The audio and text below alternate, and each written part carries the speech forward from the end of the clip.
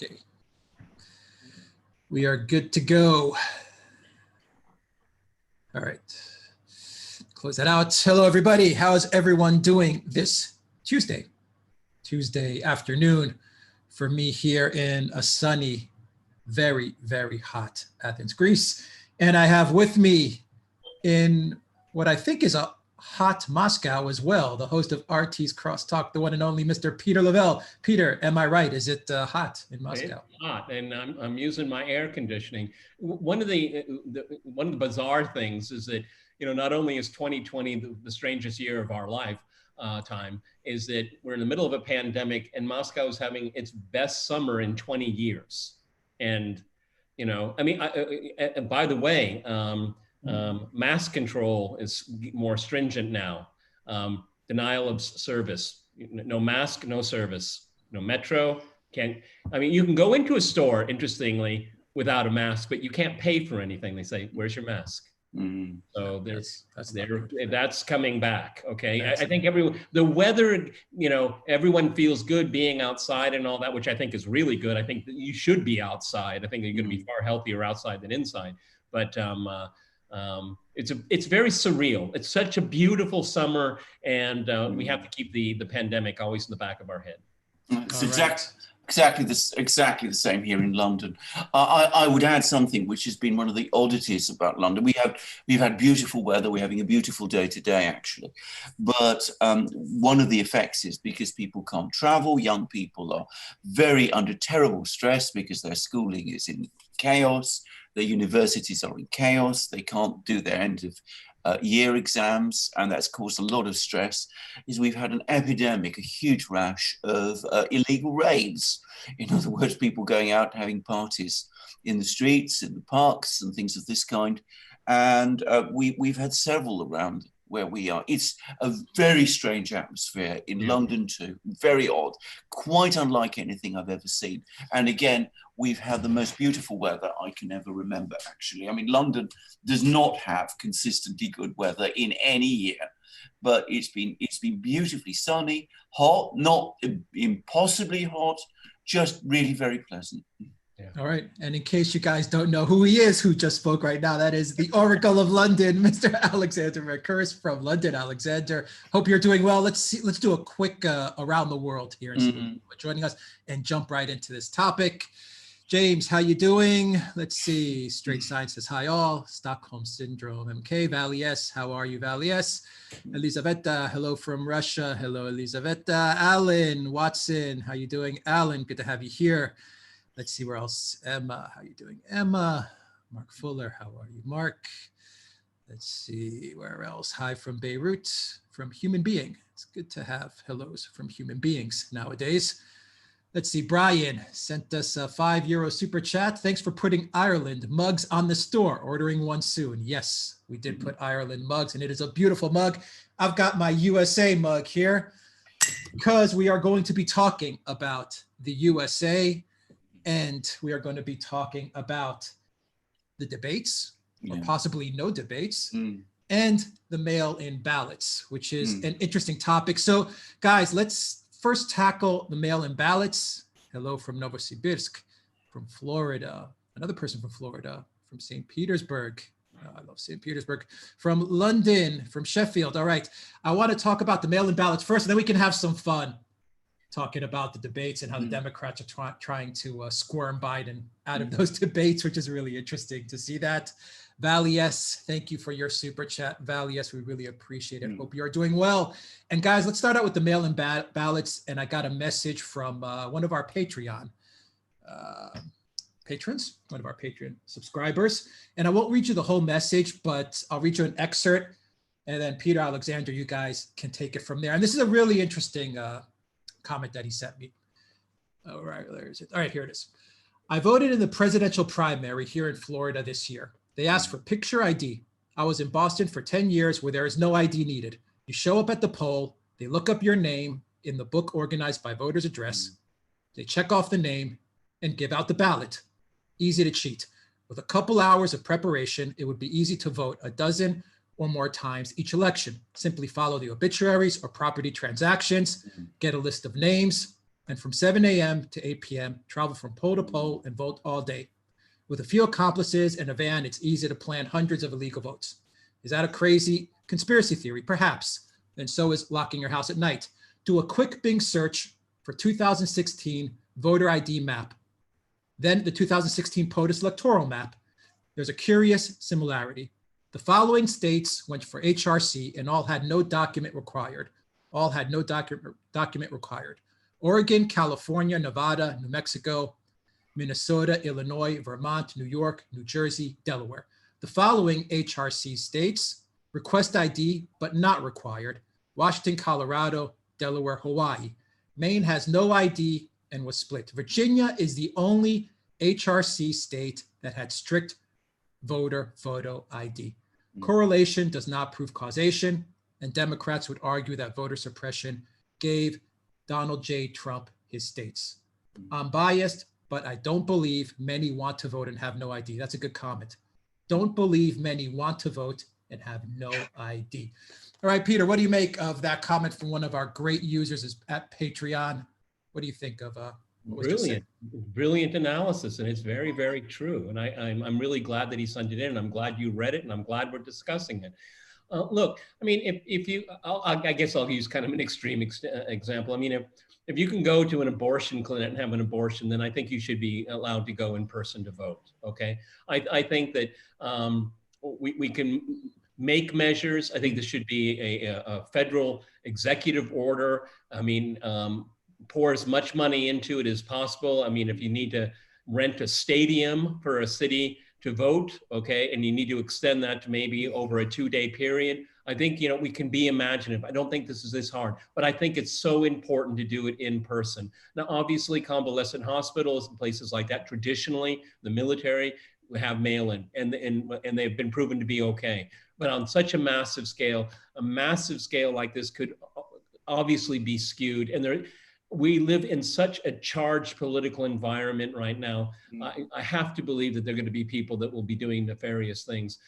The problem is that if we go down this path, there will be so much doubt in the minds of so many people that irrespective of the outcome, people will say the election was rigged. Think about it. This entire process puts doubt into the minds of people about the veracity of the election. We have to avoid this at all costs, okay? I know the Democrats want to do this, all right? But I really think if we can't get this election right, then I don't know what we're going to be talking about on this podcast after the election, okay? It horrifies me to think what we're going to be talking about, because I've said repeatedly, no matter who the outcome, the country is going to explode. And look what's happening now, okay? It's just only going to get worse. So I say absolutely not. I'm against this mail-in process, with the exceptions of elderly people, the military, and other such exceptions. Alexander.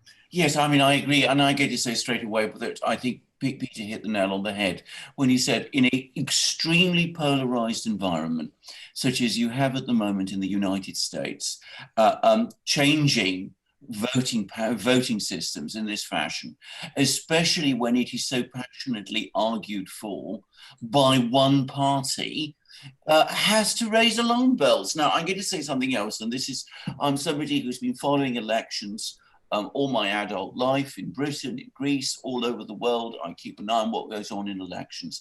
There's two things I will say about elections. Firstly, that the longer an election process goes on for after a vote, between the start of the vote and the actual announcement of the result, the more easy it is to manipulate the outcome.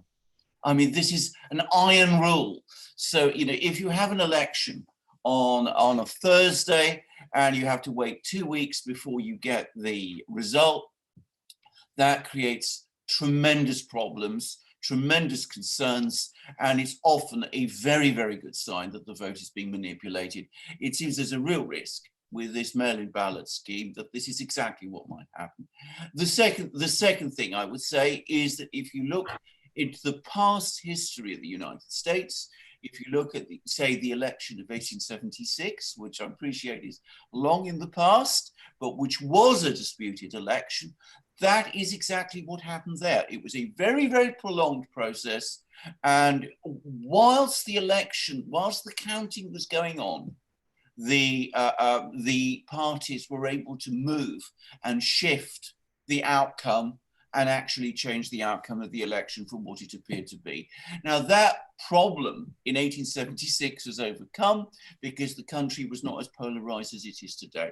In the situation that we have today in the United States, where there's been a systematic attempt to remove the president from office by unconstitutional means, I'm sorry to bang on about that, but I think that is an absolutely crucial thing to always bear in mind, where there is civil unrest in many US cities, where statues are being toppled, courthouses are being attacked, all of those kind of things are going on.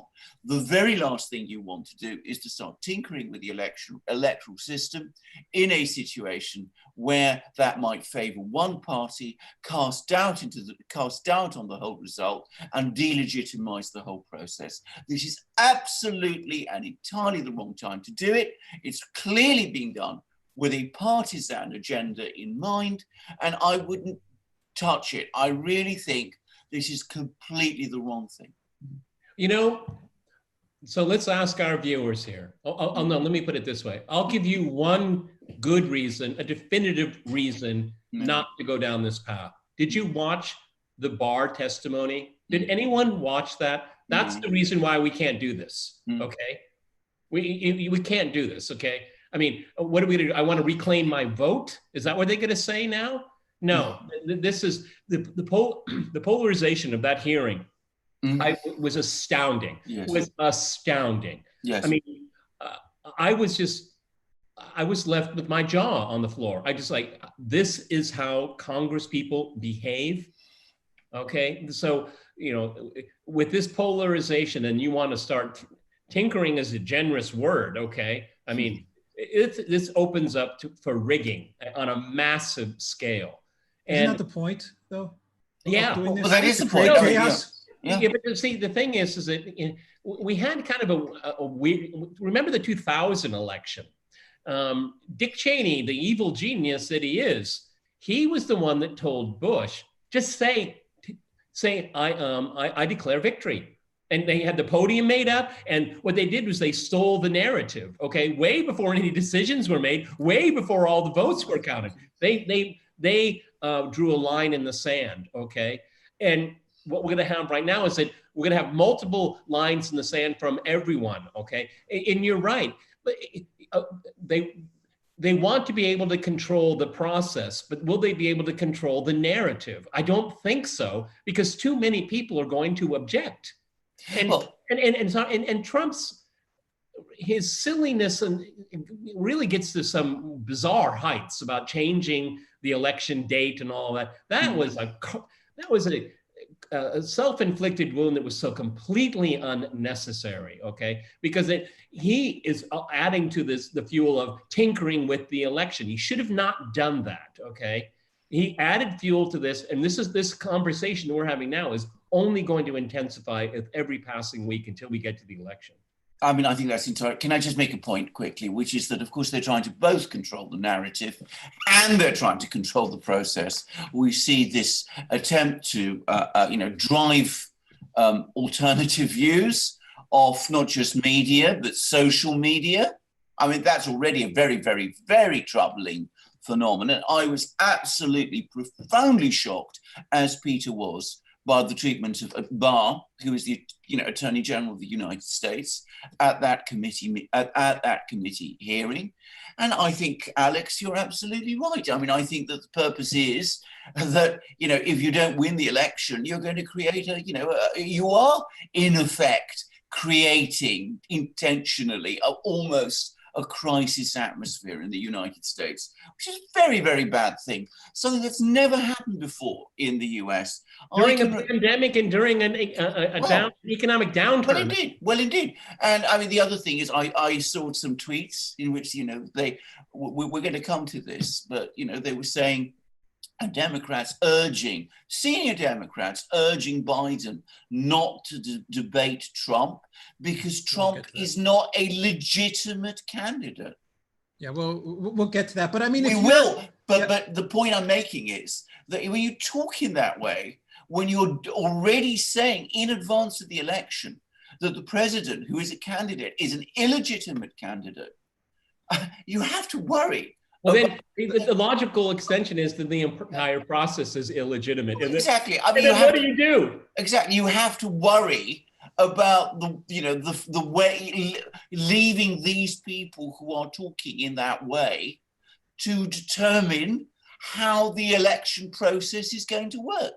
Because ultimately, if they consider this president illegitimate, well, they've already tried to remove him. They tried to remove him by impeachment. That didn't work. They tried to remove him through the impeachment hoax. But if they think that he's illegitimate, then, they're open, it seems to me, to doing more and allowing them to change the voting system at a time like this. It is, incredibly dangerous and points to their actual intentions. Two questions for you guys. The first one is this: if you're the Democrats, and I'm trying to play devil's advocate and maybe get into their thinking. If you're the Democrats and you control 95% of all media, whether it's traditional mainstream media or social media, you control all the corporations, you control all the universities. Isn't this a smart move to go down this mail-in ballot route and push for this? Because in essence, what you're saying is if Biden loses, then we have this mail-in ballot thing. We create some chaos. We throw the election into turmoil, and there you go. But maybe the mail-in ballots can also turn the tide and help Biden win some battleground states, which will further close the gap and throw some turmoil into the entire election process. And that's what we want. Barring a complete landslide victory from Trump, it kind of, creates a little bit of advantage for themselves by going down this mail-in ballot route. And number two, real quick, because I saw on the live stream, Peter, so you can answer this as well.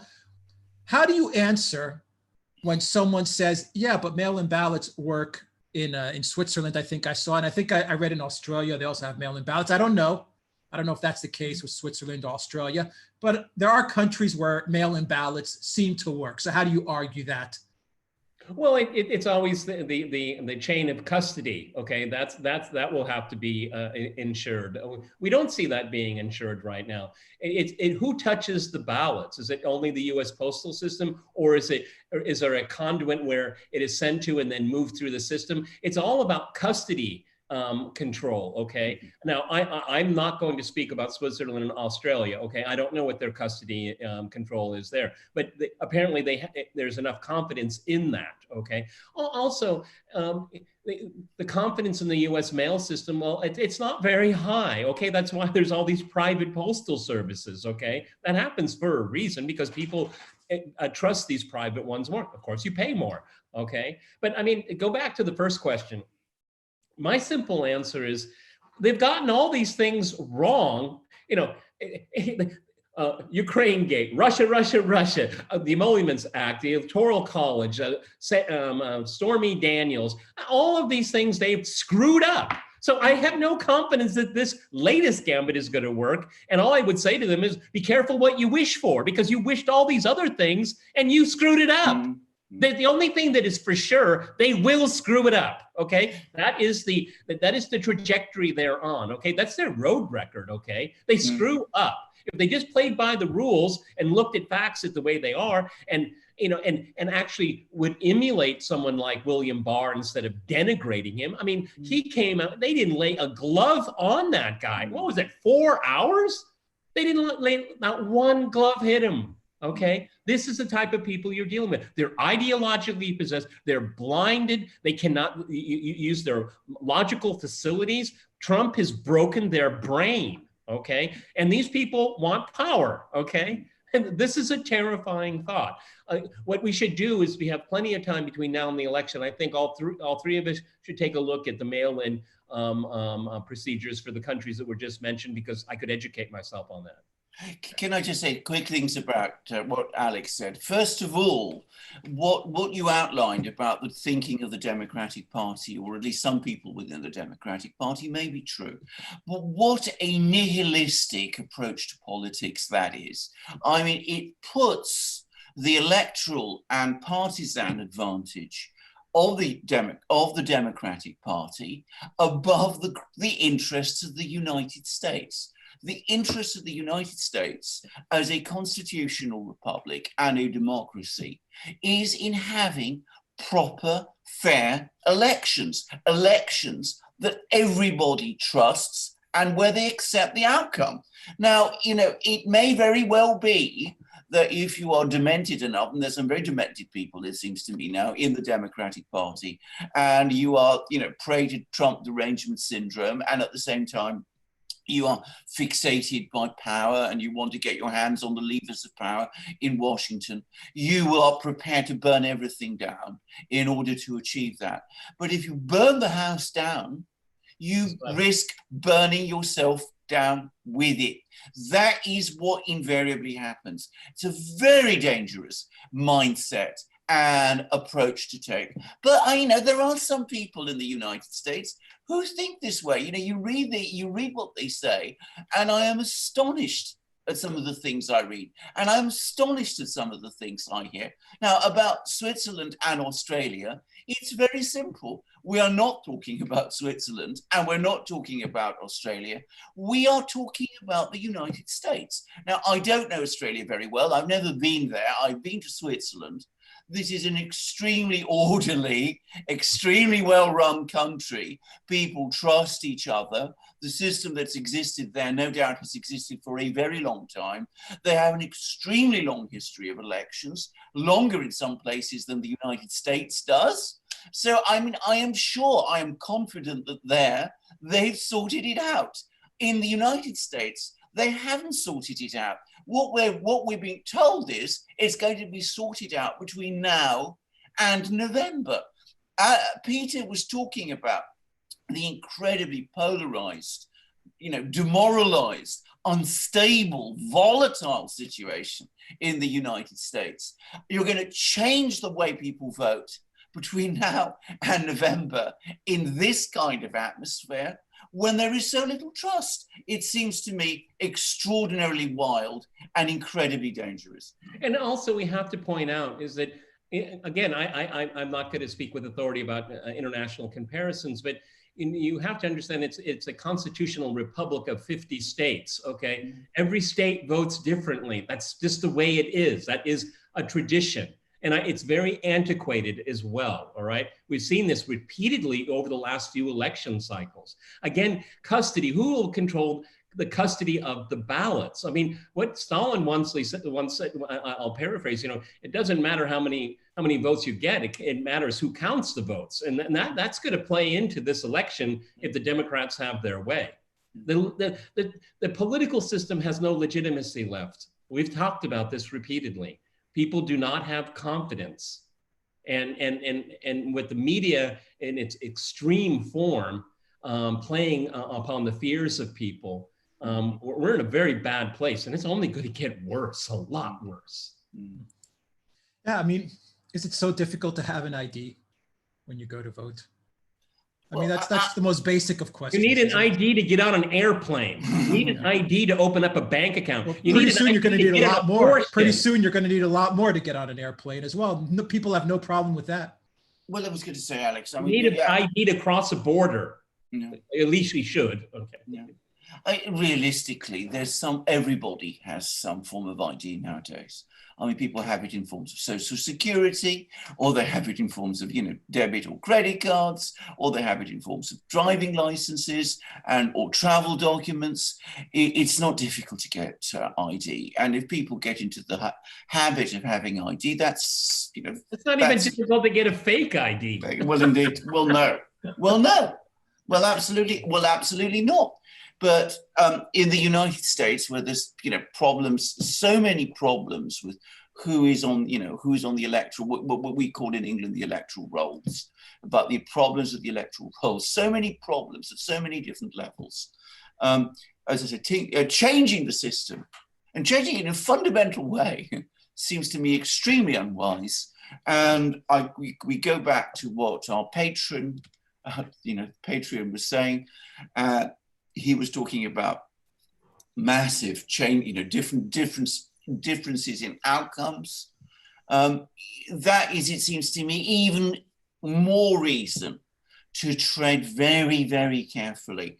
And I have to say straightforwardly, I am very skeptical about this narrative of voter suppression.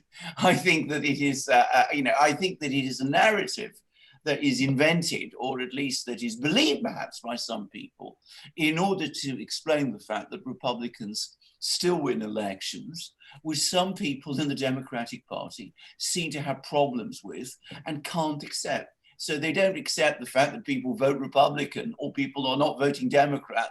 They are looking for theories of voter suppression to explain it.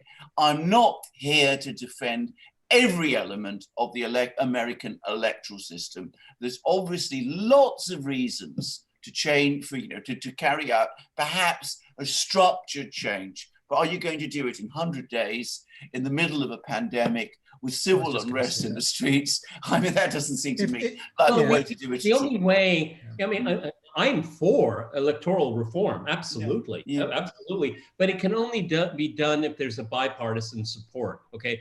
If both sides can agree on a process to move forward, then we can entertain that conversation. But what we have now is just shoving it down your throat. I mean, there's no, I mean, these people on the left, they don't want to have a dialogue. You have to submit. You must kneel. You must take the knee.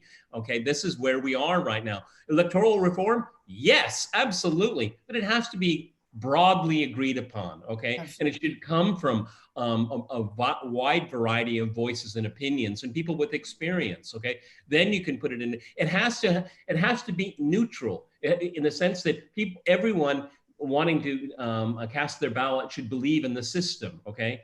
Right now, we don't have that confidence. It also needs time. And I think that's also very basic. When you're making changes like this, even small business decisions, even if you're running a small business and you make changes in operations, you need time. I mean, to expect to do such a change in 3 months is completely, absolutely unrealistic. Well, look at the Iowa caucus. What a screw up that was. And that could be just, I'm sorry, I'm just gonna throw it out here, but that could be a preamble of something to come. Okay. All right, so good conversation. Let's lighten things up and talk about the debates, or the possibility of not having debates. And so I believe the guy's name was Lockhart, who was a Clintonite, this Clinton guy, who came out and is urging Biden not to debate Trump. Okay, he came out with reasons. Trump's a liar, says 20,000 lies, blah, blah, blah. Fine, whatever. The basic moral of the story, the basic narrative for the Democrats is, please don't put Biden and Trump on stage together. I don't even think they want a virtual debate, to be honest. I think they want to scrap the debates altogether. What do you guys think of this? Well, they want to scrap it. Go ahead, Alex. Go ahead. Well, I mean, the first thing to say is anyone surprised? I mean, given that, and I'm being extremely measured now, given that Biden seems to be having concentration issues, do you really want to put him through a presidential debate where all the probabilities are that is going to be exposed to the American people? They've been keeping him in, a basement of his house. They've been keeping him away from difficult interviews. They've been, reducing his exposure as far as possible. It's completely logical, given that they wouldn't want to put him through a debate with someone like Donald Trump. I mean, it's completely understandable, but it highlights again that Biden is not an appropriate person to become president of the United States in his own interests. Peter, well, what do you think? This Lockhart article, I'm sorry, he was on. Yeah, I forgot. I think MSNBC. I'm not sure. CNN. I don't know. Yeah. Yeah. They're preparing the public that there won't be a debate. Look what we are. We're in the beginning of August right now, and they're really pushing this issue. So they're trying to normalize the fact that we probably won't have a debate. This is part of their strategy. It's a slow burn strategy in the middle of the summer, and they're going to keep pounding away at it until it has been normalized that we won't have a debate. Well, that's what they're doing. That's their strategy right now. Will it work? Well, everything else they've done hasn't worked. it's going to be very, very difficult for the Democrats to get away with this, I think, because support for Trump is waning. We have to be honest. I mean, the polls can be wrong, but the polls can't be double-digit wrong. Come on. I mean, 2-3% I can live with. Okay, 11-14%. There's a problem here. But the more that they push it, there shouldn't be a debate, the more it will bolster Trump's numbers. See, it's going to work in the opposite direction because they're going to say, see, this guy is not competent. Our guy is, okay? You may not like what he says. You may not like his style and his delivery, but he has his faculties together. I don't think anybody doubts that, okay? And so we'll see if it works. I'm looking for an event. October surprise. That's what I'm looking at. That will dramatically shift things and push the election aside, which will be the very reason to have a October surprise is to refocus attention. So I'm waiting for that because obviously there's no way in the world Trump and Biden get on the same stage. I mean, that would be elder abuse. Trump's numbers are starting to rise. The approval rating, I think, is starting to tick up. And then, but okay, and then you look at the enthusiasm. There is a huge gap in enthusiasm. From what I understand, Trump has got a lot of enthusiasm behind him, more than Reagan had. From the last I read, Biden, I think there's no Republican did that as an incumbent. They all talked about the Democratic primary, but there was a Republican primary too, and Donald Trump performed better than any other GOP candidate ever, incumbent running for re-election. Having said that, what's going to be key to this election, and we've already talked about it, is the voting.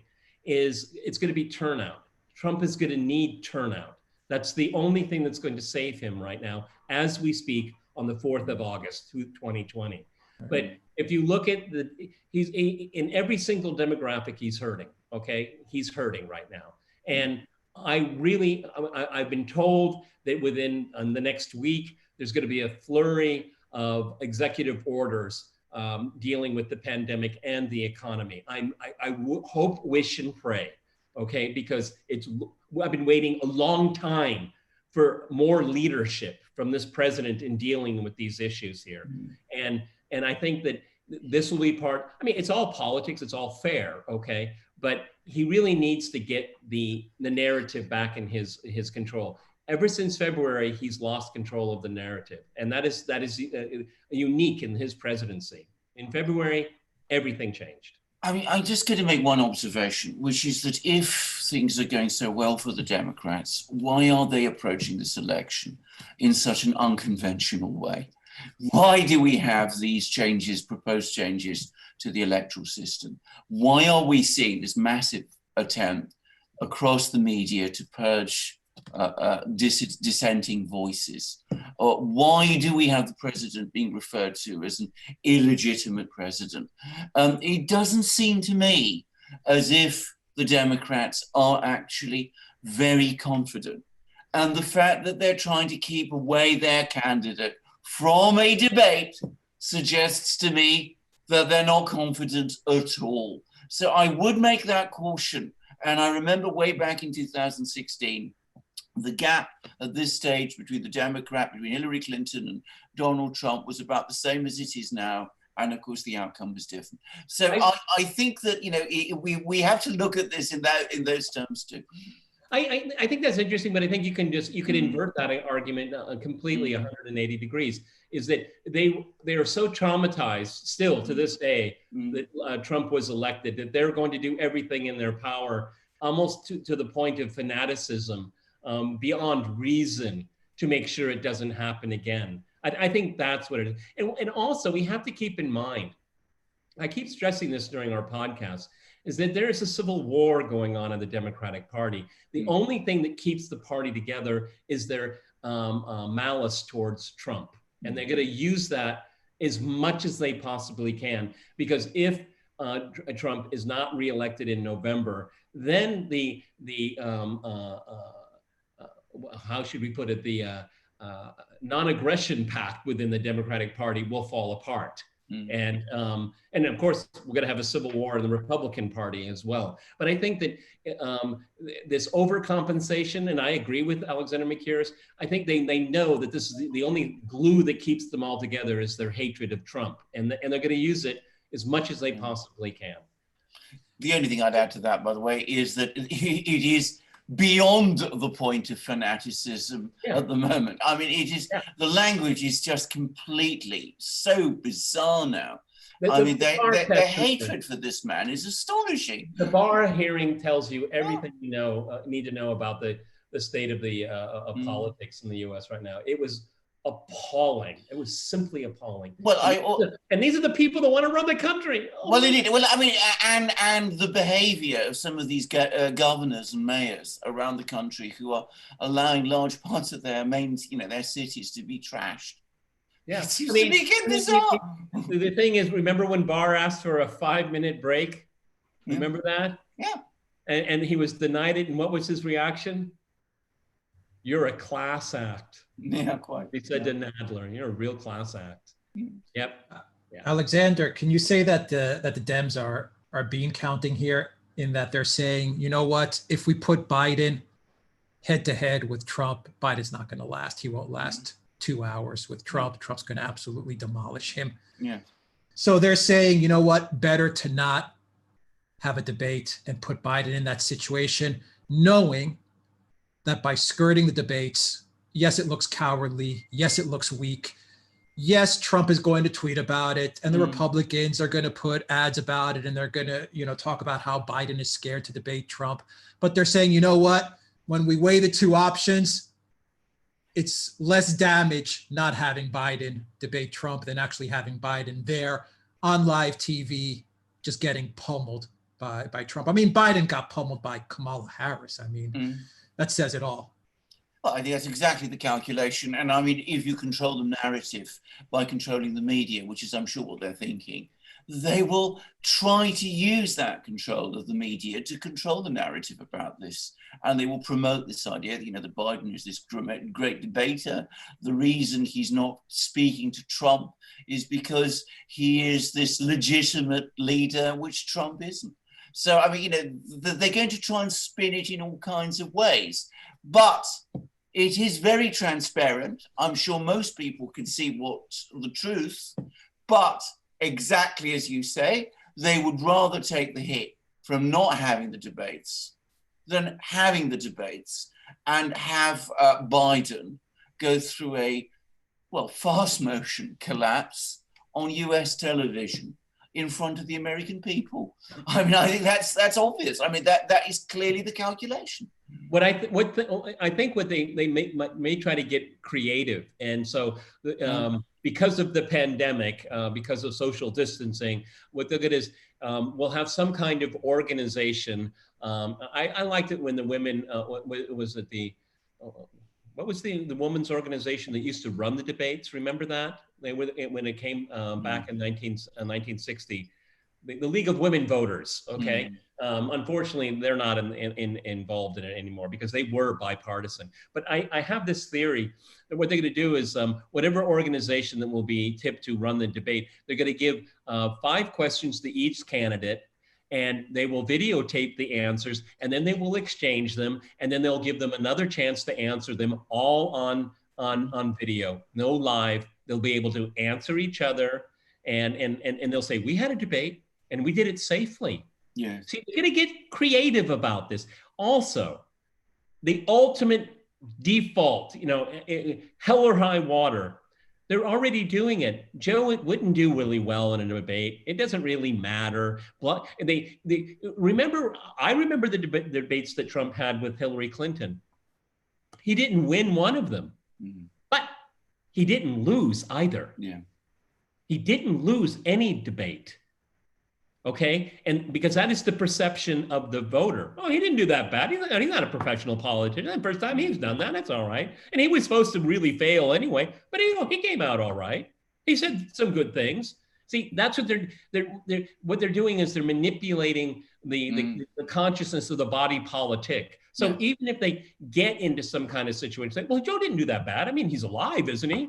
He uttered his name, didn't he? I mean, look, he's all right. You see how they're going to manipulate things? Remember the Rodney King riots.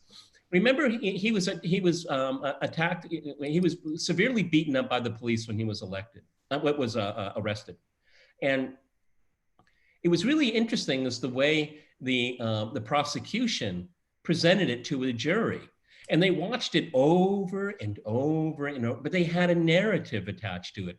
And in the end of the day, yeah, you're right. You're right. He was resisting. Okay. Because I watched that video once and I thought, this is awful. Why are they beating up all these people, beating all these police officers, beating up on one guy? But if you massage a message long enough and nuance it enough, you can actually convince people their eyes are lying to them. And that's what they want to do now. Okay. They're putting a lot of, there is just a little bit of a drone that just went in front of my window. Okay. They're watching you. They're watching me. Yeah, they're watching you. No, I mean, what a shame. What a shame it would be. My Peter, point is that this is going to be what is turning out to be a very long and sophisticated slow burn campaign. Now, I've already said it. They've screwed up everything so far. So keep that in mind. When they continue with this gambit. What a shame, guys, Alexander, Peter, if they don't have the debates, because it would be so entertaining, so fun to watch, so interesting to watch Trump and Biden on the debate stage. I mean, I really mean that. It would just make great television. Which is those two on. Well, what Trump might do is he just might get on a stage and have another podium and say, he's not here, so I'll do it. Okay. Yeah, I mean, it really is. I mean, they're really just ripping off the public by not having the debate. I mean, well, absolutely. But I mean, this is one of the points about elections. In democracies, democracies are supposed to be fun at some level. I mean, all the fun has been taken out of politics, all the humor, because of course now, instead of that, we have anger, we have fanaticism, we have people seeking to delegitimize each other. So yes, it's of course enormously compelling television. When you have Kennedy against Nixon, when you have who was it? The man who crushed Dan Quayle. It can be enormously entertaining. Remember when Gerald Ford said that Eastern Europe wasn't under Soviet control? Yeah, well, exactly. They're taking everything good away from what makes the United States so interesting. They're taking everything away from it, even the debates, which all through time. I agree, Alexander, watching the debates. I think it was Lloyd Benson that said, you're no John F. Kennedy to Quayle. And I mean, they're just stealing all the fun and all the interesting parts of the U.S. election system that makes it so damn interesting. And exuberant and lively and vital. All of that making you feel like you're participating in it. Yeah. Okay, you can't even participate as being an observer now. No. Exactly. It's just really sad. It really is sad. It's destroying everything. I said in a month before Trump was inaugurated on Crosstalk is that they will try to delegitimize this man so much that at the end of the day, they will delegitimize the entire process. Yeah. That's exactly what they've been doing for almost 4 years. Yeah. All right. Any other comments, guys, before we get to super chats? Well, there's a long time between now and the election. I think there will be a lot of things going on between that now and the election. And I'm going to say something else because I know Peter takes a pessimistic view. I think that Biden peaked too soon. It's going to be very difficult to keep up this conjuring trick of Biden as this credible candidate between now and the election. So I still think that, Trump has plenty of time and space to turn it around. If I was Hillary Clinton, I would push for Biden to get into the debate. Something's going to happen to Biden. I mean, remember the Democratic debates? He got like that big red eye or something in the middle of it. Yeah. Another time he couldn't remember his SMS text code, or he thought it was his website. I would push him into the debates, have him mess up, get pummeled by Trump, and then if I was Hillary Clinton, I would come in and say, look, this guy just can't cut it. It won't work. It won't work because the ballots will have already been sent in. Yeah. So there goes the mail-in ballot and all that stuff. Exactly. I want to react to what Alexander McKeer said because it's very interesting and very important. this is an election for Trump to lose, because if he loses it, it'll be because of himself, okay? We know all of the forces aligned against him, all arrayed against him. This is all baked in. We all know it, okay? And we shouldn't complain about it, okay? It's just the way it is. Now, he has enormous executive power. He has a telephone and he has a pen. You know who I'm referring to, Obama, okay? Executive orders, get to it, man. You got to go out there and you have to show leadership. And that's what your problem is right now. Stop listening to people like Fauci, get rid of Jared Kushner, get rid of the libertarians surrounding you. Oh, let's just have a payroll tax cut. What if you don't have a job? What kind of payroll are you going to cut? It's stupid, okay? Let's deregulate. No, it's not going to work this time. It's not going to work this time. Be imaginative, get out there. The hell with the Republican Party. To hell with McConnell, get on TV and say, as president of the United States, I'm going to do X, Y, Z, 1, 2, 3, enforce now. Yes. That's what he needs to do. He needs to act. He needs to be proactive, okay? Yes. And you know what? In times of crisis, people do. My father was a lifelong Republican, and he voted for Franklin D. Roosevelt. You know why? Because we're in the middle of a crisis, and you stick with the president. Yeah. And that kind of, I'm not saying you're going to get, hordes and hordes of Democrats, wanting to vote for Trump. No, okay. But what is the single biggest political affiliation in the United States? Independent, non-aligned. You got to go for those people, Mr. President. You got to go for them, okay? Trump, get your pen, get your phone, and get to work. Indeed. Because, this moratorium on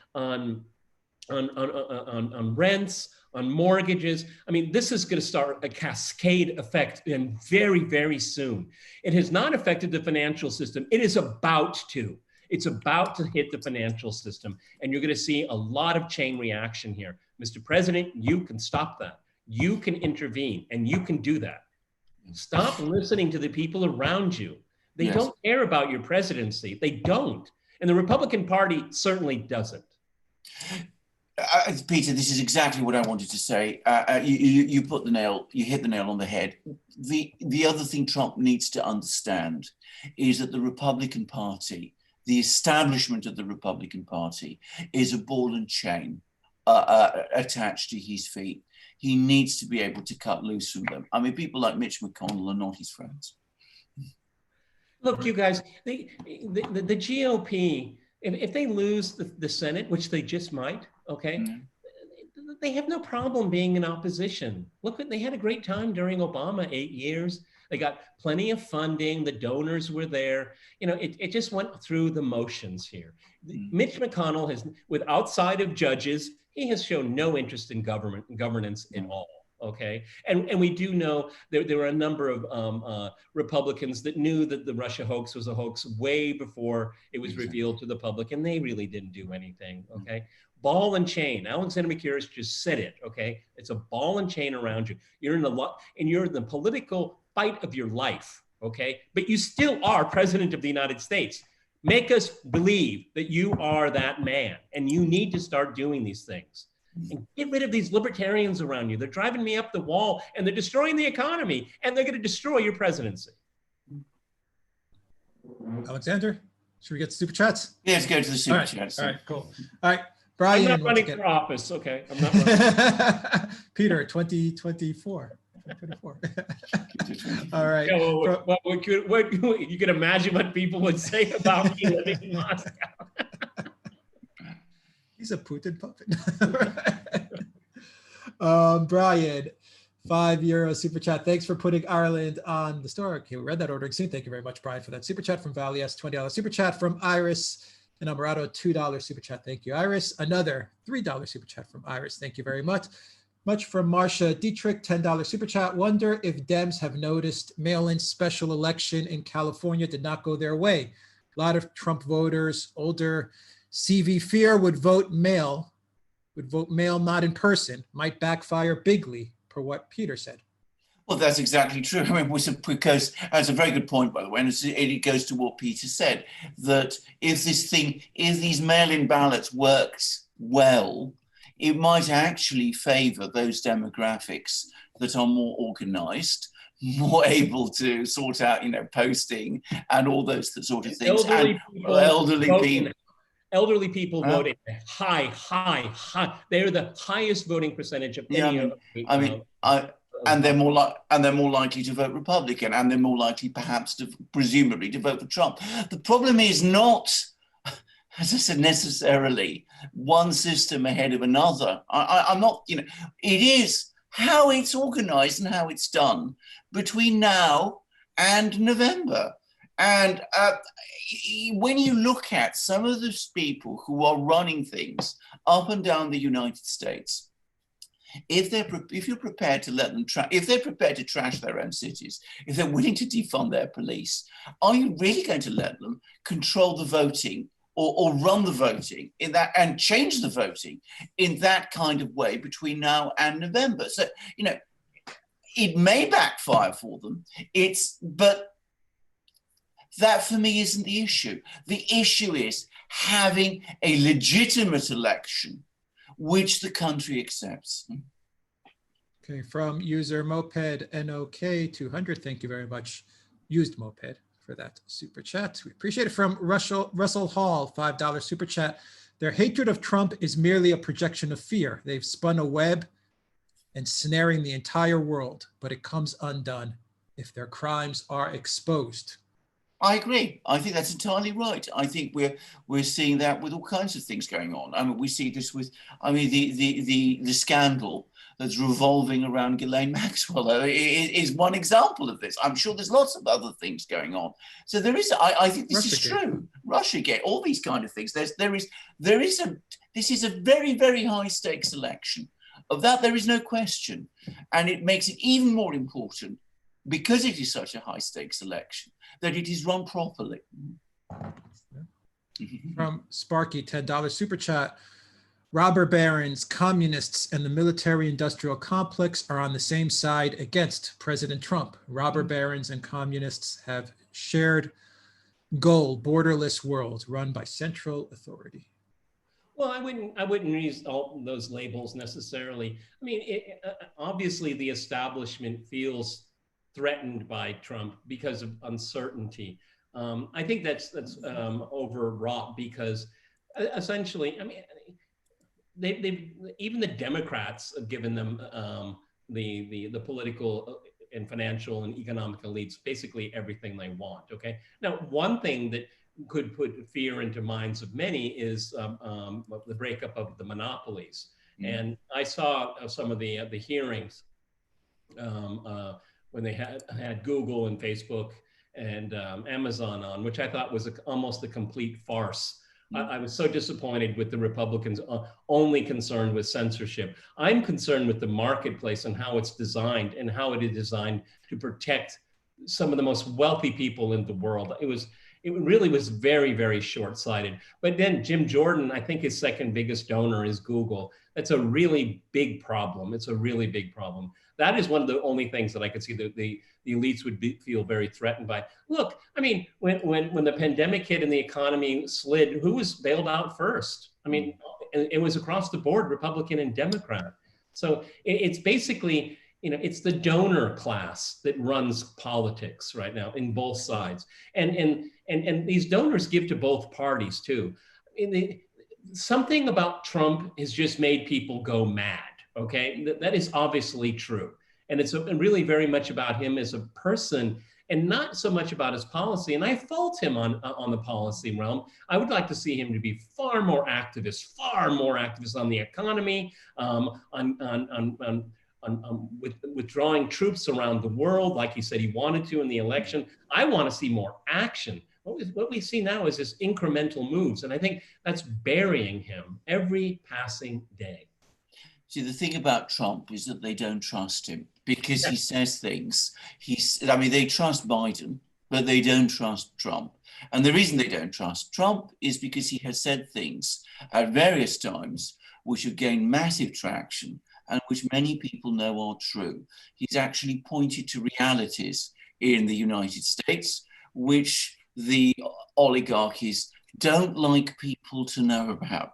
So maybe it's to some extent partly things that, not things he's done so much, but things he's said, which they don't like about him and which really, really frighten them.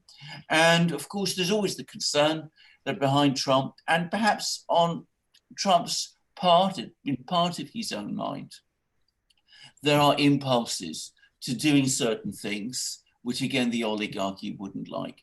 So that's the fundamental point. That's the reason they hate him. It's because, as I said, I remember way back, was it in 2015, where he was, the interview that launched him, where he was talking about bribery and about, bribery in politics, and exposed the fact that it happens. This is what really shakes them and infuriates them about him, and why they don't want to see him, not just as president, but as a major political force in the United States. Yeah, the interesting thing is here is that there is a consensus in the elites that they want to go back to normal. Well, there's no going back to anything. It's so ridiculous, okay? But, there's, unfortunately, Trump really has never addressed it directly in the sense that, why have we seen a massive transfer of wealth upward? He would say, the shuttering of factories across America, the pain of the middle class, he would never, and I wish he would say, why do we have this massive transfer of wealth to the wealthiest people in the history of humankind, okay? And that's what the elites feel threatened by, is someone actually saying the truth, is that the system doesn't work for you, it works for us. And we like the system that works for us. I mean, what was it, Warren Buffett? He said, you like to quote that one, Alexander Christoforo. What did he said something? He said, this is a class war, and my class is winning, okay? Warren Buffett, I think, said that, one of the richest investors in the world. And it's very true. I mean, one of the interesting things that is happening is we don't know what percentage of the population that is completely unnecessary for the running of the economy.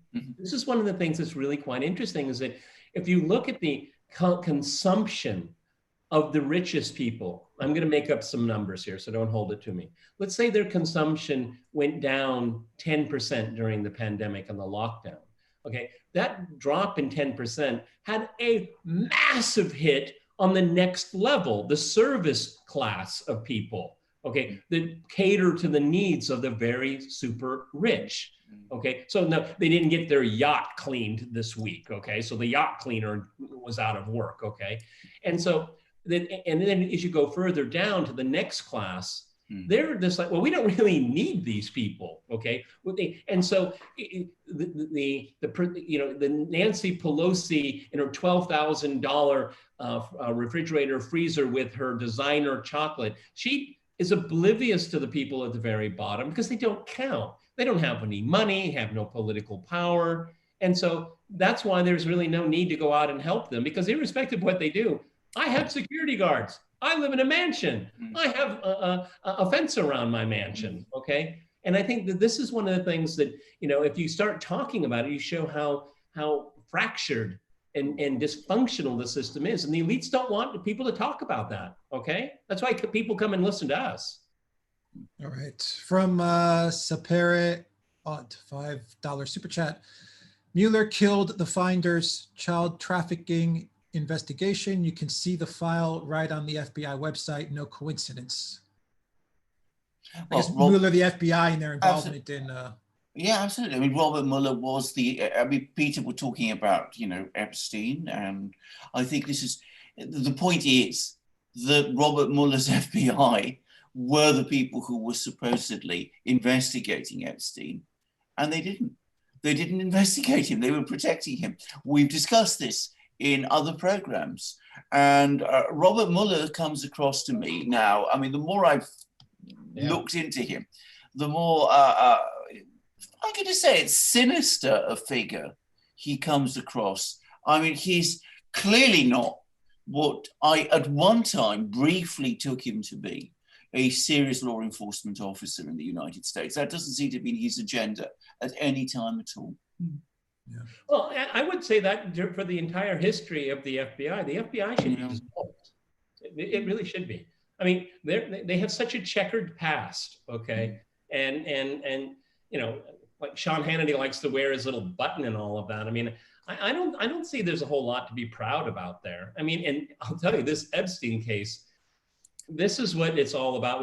We had a brief conversation for this podcast. I mean, there's going to be all this focus on the lurid details, disgusting details. I find it very difficult to even read about it. But what the point is here is that the FBI knew a lot of these things. They knew a lot of these characters.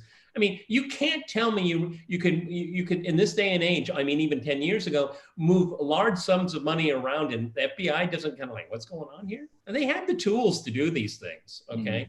I mean, if you do an expenditure for over, what is it, $1,000 in the United States in cash, it goes, a flag, a bell goes off somewhere, okay? Okay, and here's the guy that he had a huge amount of wealth around very wealthy people. You know, he gets a mansion, who knows what the price is? It was certainly under market value. I mean, these things are really strange. You're telling me you had no idea? And then you had a trial over 10 years ago where he was charged as soliciting sex from an underage girl.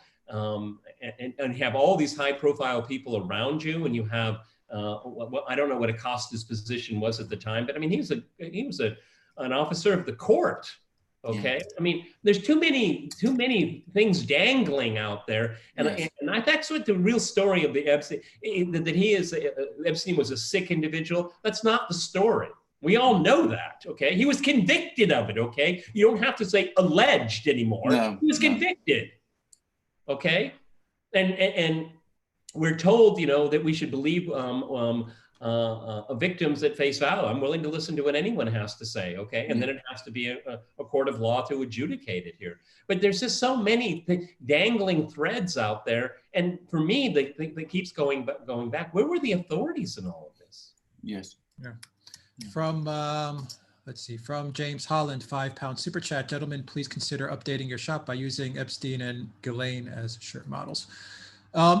Peter, we're actually going to be talking, I think tomorrow in a crosstalk, you'll be covering the Ghislaine and the Epstein story.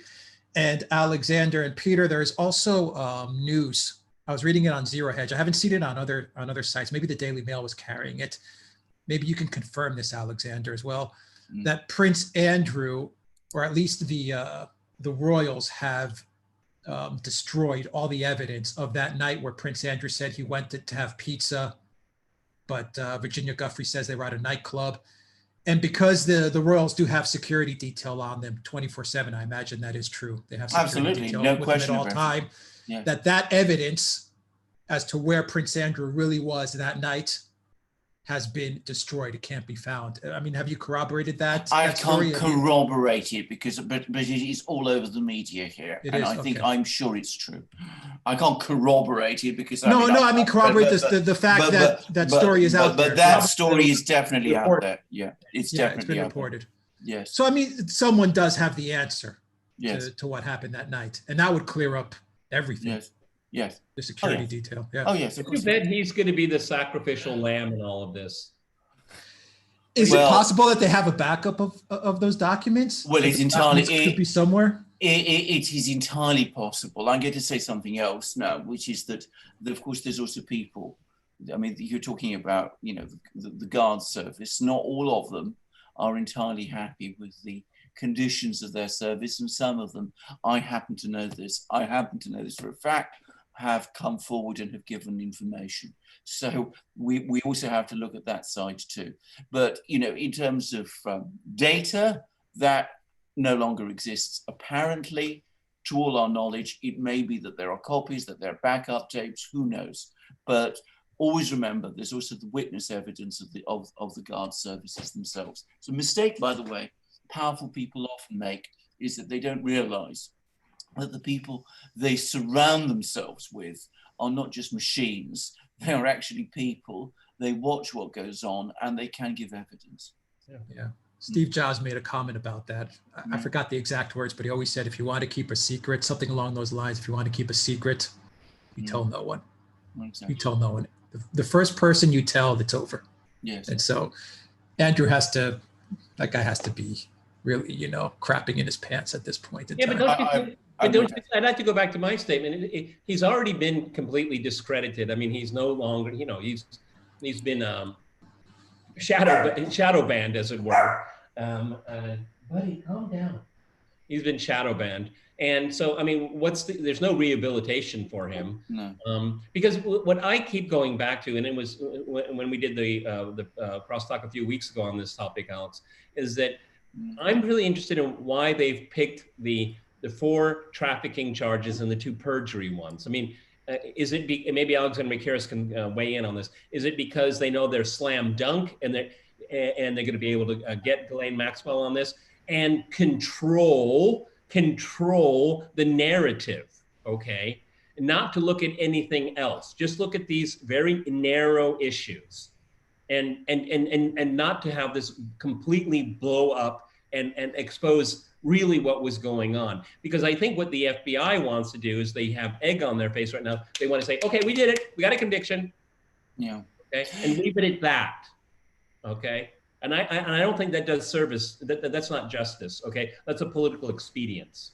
You see, Peter, it's very difficult at this moment, at such an early stage of an investigation, to know what the prosecution strategy is. Don't you think it's entirely possible that you are right.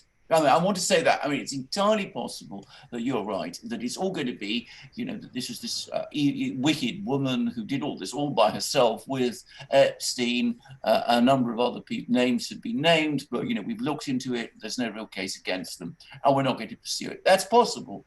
I have to say that because it would be a disastrous outcome. It would leave many people very unhappy and very angry. But I can't say it's not a possible outcome from all of this. But the other possibility is that you get the charges, the small charges, which are absolutely provable. They may not be that small, by the way. They may be huge charges, but get her to plead guilty on those narrow things, and then use that to leverage her to give evidence against others. Now, that is the optimistic scenario. There's both a pessimistic scenario and an optimistic scenario. I don't yet know which direction this thing is going. There are some good signs in the sense that this investigation has suddenly gained life. She was arrested. She is charged. There is disclosure at last of important things. And by the way, I agree that we shouldn't focus too much on the salacious side of it, but, look at the people involved and look at the federal agencies that were involved. So there's good signs, but, this is not over, not by any way. And it's very, very difficult at this moment in time to say what direction this is going. I mean, but I guess the ultimate question is what Ghislaine Maxwell's question will be, what do I get out of this? That's what we need to know. What do I get? Yeah. Absolutely. I mean, the fact that she was caught in the United States with multiple passports and multiple bank accounts around the world, I just, was she just silly or stupid? Because Alex, when you were on Crosstalk, we asked the other guest who's an attorney, and I asked her, I said, is it possible that she'd already been in negotiations with the FBI? And remember what her answer was? It's not inconceivable. Yeah. Yeah. Well, they present a different story. They make it seem like they busted her. I mean, that's the story they present. Who knows if that's real? The pictures? Yeah, I agree. If they did it to Roger Stone, why don't we have any evidence of that? I'm curious. My hunch is that she was probably thinking, and I mean, we've talked about this, Alexander, as well, that she was probably thinking, let me see if I can wait this out till the elections. If Biden wins, then all of this stuff is going to get scrapped and erased. And being so close to the Canadian border, we've talked about this, Alexander, she may have been thinking, can I get over the border, Canada, and then make my way to France? That might have been, well, I don't know. We mentioned this a little bit earlier. Yes. Is that Alan Dershowitz was on Tucker Carlson. And that was one of the most interesting interviews Tucker has ever done, because Dershowitz wasn't himself. Let's put it that way. He didn't look good. No, he didn't look good. Some of his tweets, by the way, have not been, in my opinion, very wise either. I mean, the one in which he said, that he hoped that there was videotape of him, or rather, because it would prove a negative. Well, I mean, that's a very, very foolish thing to say. Very foolish. He's very stressed. He's very stressed. Exactly. It's showing. All right. Let's do the remainder of the super chats here. Let's answer these and close it up from Sparky. Let's see where a massive round of trust busting couldn't hurt. $5 super chat. Thank you very much, Sparky, for that. And from that. I completely agree with that. Very overdue, very necessary and very overdue. Very necessary. From Edward to CHF super chat. Thank you very much, Edward. We appreciate that super chat. And the last super chat from Sparky, $5 super chat. Elites no longer feel a moral obligation or affection for regular people. They're all just faceless drones to them. That is profoundly true. If you go back into the previous history of the United States, you go back to people like Morgan, J.P. Morgan, a man of monstrous wealth and extraordinary power. But he did have a genuine, if you read his history, he had a genuine feeling for the United States. He was really interested in it. The elites today are not like that at all. They don't. Hence the masks. Exactly. They don't think. Yeah. They don't think in those terms. J.D. Rockefeller. He was one of the in his lifetime. He was probably bar none the most hated man in America. I mean, truly hated. And when they busted up Shell Oil, which was really interesting because he had shares in all of the broken up companies. So as they grew, he became even richer. It was really interesting. Okay. Yeah. I mean, there was more competition, but he benefited enormously of the breakup of his own empire. But one thing you can say on his side of the ledger is that he made it the goal of himself and his family moving forward, his sons and grandchildren and great-grandchildren, is to give it away, to give the money away. And he did, okay? The number of schools and libraries and museums, endowments, he was a monster of a oligarch. He was an evil genius. He simply was an evil genius. But at the end of the day, he gave it away. And I don't see that happening right now. Jeff Bezos giving anything away? He wouldn't even let his own people unionize. I mean, it's very different. Okay. Yes. And one thing also is that the magnates, the great oligarchs of the 19th century, they built America. Yes. With workers. I want to give the Howard Zinn version there as well. But America was built into a superpower. Okay. Yes. The financialization of the economy with these people, they're not builders. No. Okay. No, they're not. Okay. No. What they do is pillage. They pillage. Yes. All right. And Mad Lab, thank you for telling everybody to hit that like. Everybody hit that like. Subscribe to the channel if you're not subscribed as well. Drop us a comment down below. Share the channel with everybody you know. That really helps us out. And the final 2 super chats from Sparky that just came in. $5 super chat. Establishment may try to pull Trump into Epstein issue. Did Trump know Ghislaine before Epstein? Maybe Trump introduced them. That sort of thing. It's not proving easy to do that. We discussed this in a program that we did before, which is that one of the most extraordinary things is that one of these witnesses was put through an extraordinary interrogation by the FBI. This came out when the papers and the Ghislaine Giuffre case were published. And one of the witnesses was put through this extraordinary interrogation when the FBI were constantly trying to get her to confirm that there was a connection between Epstein and Trump. And this is years ago. This was before Trump became president, which I found very surprising. And she refused. She said, no, I heard these things about, Jeffrey Epstein would say that Trump was my friend. I never saw Trump doing anything. He wasn't involved. He wasn't there. And that's so far the consistent pattern in this story. I don't expect it to change. If Trump was involved in some way, it would have come out by now. It would have definitely come out by now. Especially with Mueller in charge of all of this. Well, exactly. Trump is a leader. He's not a follower. You wouldn't get involved in it. cult like Epstein. No, he's not. That's not his stuff. No. It I isn't. mean, we could all be proven wrong, okay? But everything we know about him and his huge outsized ego and what he thinks of himself, why would he get himself involved in a creepy web like that? Okay, I mean, he didn't need the money. It just doesn't make any sense to me. It doesn't make any sense. Okay, just his whole character composite tells me why he wouldn't be interested in such a thing. Well, the reason they hate Trump is because they don't have any compromising information on him. That's why. And they can't control him. No. That's why they hate him. Exactly. And so they're sifting. Now the latest game is to sift through his tax returns and try and find something there. I mean, it's quite astonishing, actually. Okay. All right. From Sparky, $2 super chat, Standard Oil, not Shell. Correct. Very true. Very true. Thank you, Sparky. And another super chat from Flying Boar, Canadian $5. Update on Nord Stream 2. Well, they're going to start laying apparently the remaining pipes within a few days. I mean, this is apparently the plan because all the Russian ships are there and they're going to go ahead with it. So, I mean, I'm sure it'll be finished by the end of this year. No doubt about it.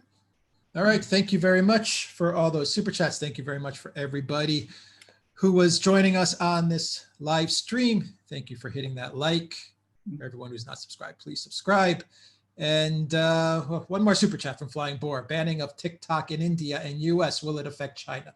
No, it won't affect China, but it will. It is a good further sign of how of the relationship between the US and China has deteriorated. Going back to your point, Peter, on executive orders, the thing that pisses me off about TikTok, and you can comment on this, Peter, as well. I mean, the thing that pisses me off is Trump can go after TikTok very quickly. And I understand why he's going after them, fine, all that stuff.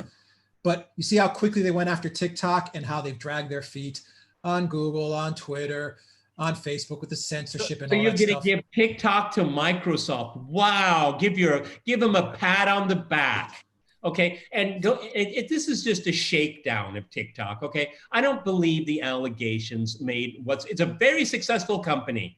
Okay, and out of spite, you're just gonna shake it down. I don't believe all of the ghoulish things that TikTok is doing. I don't believe it. Okay, I find it laughable. And if you want more thorough analysis on that, I suggest to our viewers to go to the Moon of Alabama and look at his take at it, which I, for the most part, agree with. Okay, the thing is that it's a successful company. It's doing very well, and they want to shake it down. Look, I live in Russia. I saw this happen in the 1990s, okay? A successful company, and you shake it down and you steal it, okay?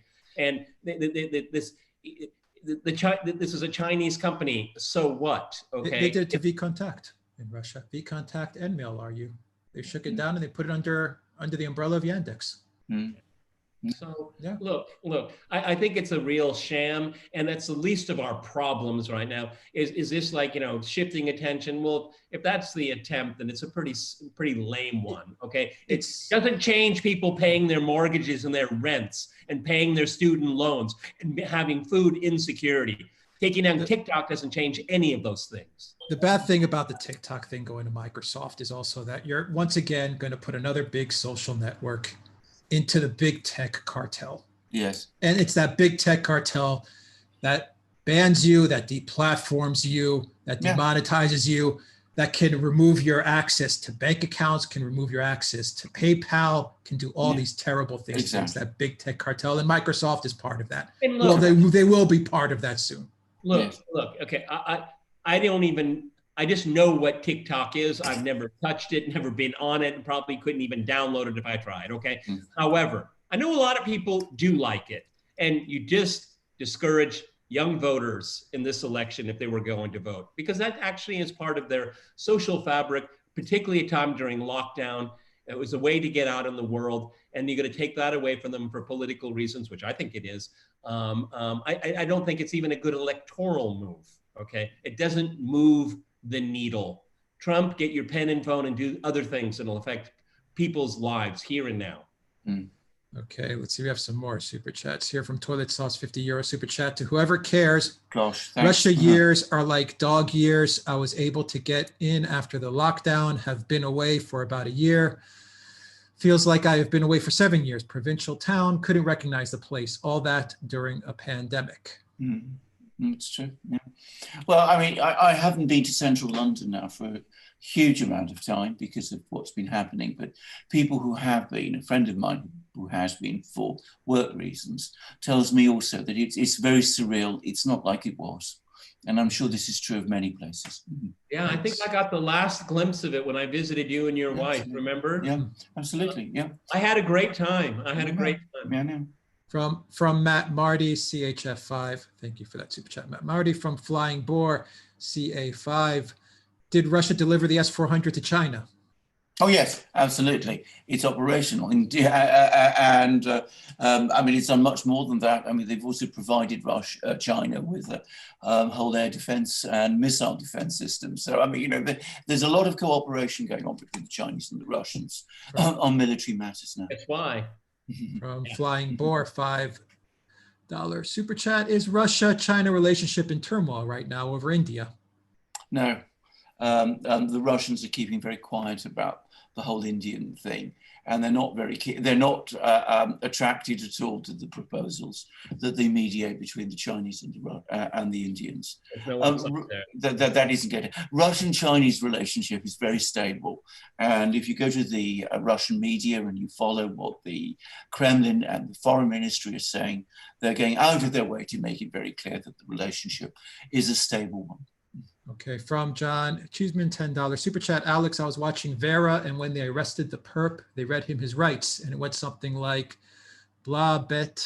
Then the last part was, if you remember something you later bring up in court. WH. Yes.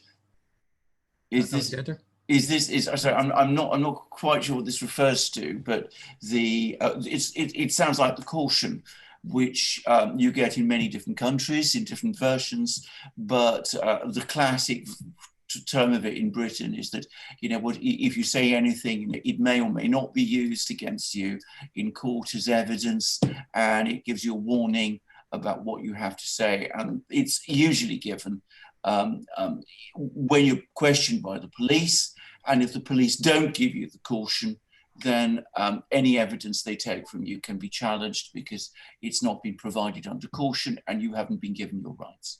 All right, the last super chats, guys, and we'll end this live stream. From Matt Marty, 5 CHF super chat. Do you think it's realistic to think that Hillary Clinton will end up taking over? I think it's becoming more and more difficult. Time now is just too short for this. It's running out. All right, I mean, if they want to play, if they want to play their mail-in gambit, then that works against Hillary's ambitions. Yes. Yeah. Yes. From Glenn NOK22, I love you guys. Keep up the good work. Thank you, Glenn, for that super chat. And the final super chat from Flying Boar, $5 super chat. What's going on with Russia, Belarus over Wagner Group? We did a video on this. We did. Well, I'm going to say straightforwardly, Lukashenko has made a big speech today.